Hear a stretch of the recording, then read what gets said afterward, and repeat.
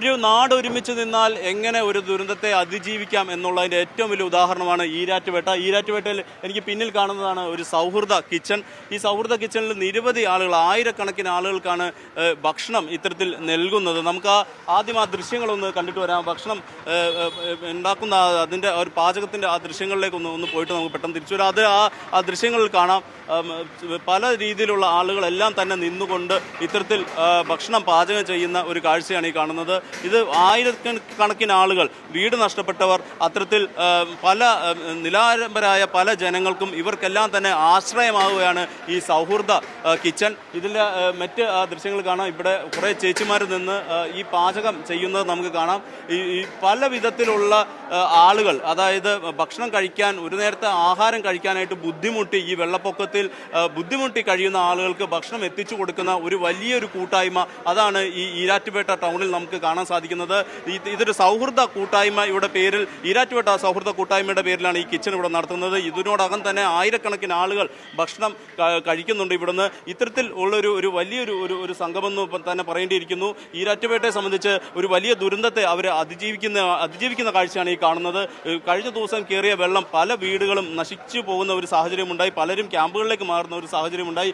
ആ ഒരു അവസ്ഥയിലാണ് ഇത്തരത്തിൽ ഒരു കൂട്ടായ്മയുടെ ഭാഗമായിട്ട് ഇതിങ്ങനെ ഇത്തരത്തിൽ നിൽക്കുന്നത്. ഏതായാലും നമുക്ക് ഇതിൻ്റെ ഒരു സംഘാടകരോട് തന്നെ ചോദിക്കാം, ഇതിപ്പം എത്ര പേർക്ക് നമുക്കിപ്പോൾ ഭക്ഷണം കൊടുക്കാൻ സാധിച്ചിട്ടുണ്ട്? നമ്മൾ ഒരു നേരം 1500 പേർക്ക് ഫുഡ് കൊടുത്തോണ്ടിരിക്കുക. അത് ഒരേ സമയം ഒരു ദിവസം 3 നേരം 1500 വീതം കൊടുത്തോണ്ടിരിക്കുകയാണ്. അപ്പോൾ ഇന്നലെ നമ്മൾ ശകലം കുറച്ചിട്ടുണ്ട്. അപ്പോൾ ഇനി ആവശ്യക്കാർ കുറച്ച്, എല്ലാവരും വീട്ടിലിപ്പം കത്തിക്കാവുന്നൊരു പരുവ് എത്തിയാറ് നമ്മൾ കുറച്ച് നിർത്തി വെച്ചേക്കാണ്. ഇനി നമ്മൾ ശേഖരിക്കുന്ന, അവർക്ക് കൊടുക്കേണ്ട, അവർക്ക് നഷ്ടപ്പെട്ടു പോയ സാധനങ്ങൾ ഞങ്ങൾ ചൊരിക്കൂട്ടിക്കൊണ്ടിരിക്കുക.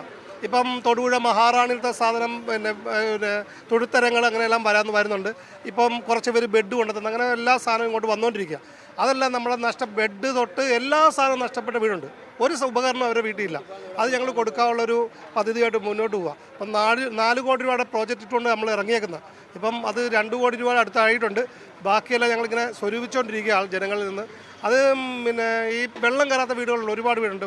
അവരോടല്ല, ഈരാറ്റുപേട്ടയിൽ തന്നെ 4 കോടി രൂപ സ്വരൂപിച്ച് ഈ മുങ്ങിപ്പോയ ആൾക്കാർ ഞങ്ങൾ കരകയറ്റാനുള്ള ഒരു പ്രയത്നത്തിൽ മുന്നോട്ട് പോവുക.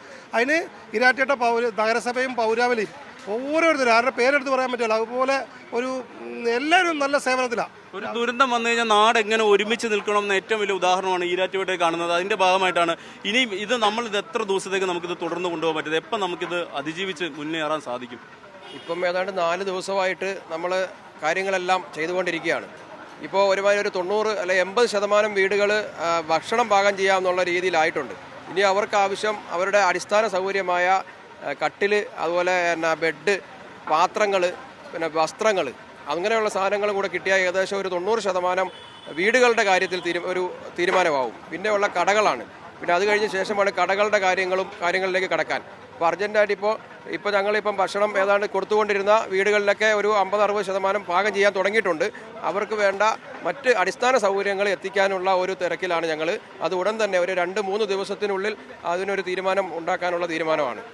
തീർച്ചയായിട്ടും ഏറ്റവും വലിയ ഒരു മാതൃകയായിട്ട് മാറേണ്ട കാഴ്ചകളാണ് നമുക്ക് ഈരാറ്റുപേട്ടയിൽ നിന്ന് എങ്ങും നിന്നുമുള്ള ദൃശ്യങ്ങൾ അത്തരത്തിൽ തന്നെയാണ്. ഞാൻ ഒന്നും കൂടെ ആ ദൃശ്യങ്ങൾ കാണിച്ചു തരാം. ഒരു സൗഹൃദ കൂട്ടായ്മയുടെ ഒരു കിച്ചൺ. ആ കിച്ചൻ്റെ ഒരുക്കത്തിലാണ് പാവപ്പെട്ട ജനങ്ങൾ, അതായത് വീടും എല്ലാം നഷ്ടപ്പെട്ട് നിൽക്കുന്ന ജനങ്ങൾക്ക് ഭക്ഷണം എത്തിച്ചു കൊടുക്കാൻ, ഒരു നേരത്തെ ആഹാരം എത്തിച്ചു കൊടുക്കാനുള്ള അതിതീവ്രമായ പ്രയത്നമാണ് ഈ സൗഹൃദ കൂട്ടായ്മയുടെ നേതൃത്വത്തിൽ ഈ ഈരാറ്റുപേട്ട ടൗണിൽ ഇപ്പോൾ നടന്നുകൊണ്ടിരിക്കുന്നത്. ഏതായാലും വലിയ ഒരു ദൗത്യം എന്ന് തന്നെ പറയേണ്ടിയിരിക്കുന്നു. ഇത്തരത്തിൽ നിരവധി കാഴ്ചകൾ ഈരാറ്റുപേട്ടയിലെ പല ഭാഗത്തു നിന്നും നമുക്ക് കാണാൻ സാധിക്കും. അത്തരത്തിൽ ഒരു ദുരന്തത്തെ ഒരു നാട് അതിജീവിക്കുന്ന ഒരു കാഴ്ചയാണ് ഈരാറ്റുപേട്ടയിൽ എവിടെ നിന്നും നമുക്ക് കാണാൻ സാധിക്കുന്നത്.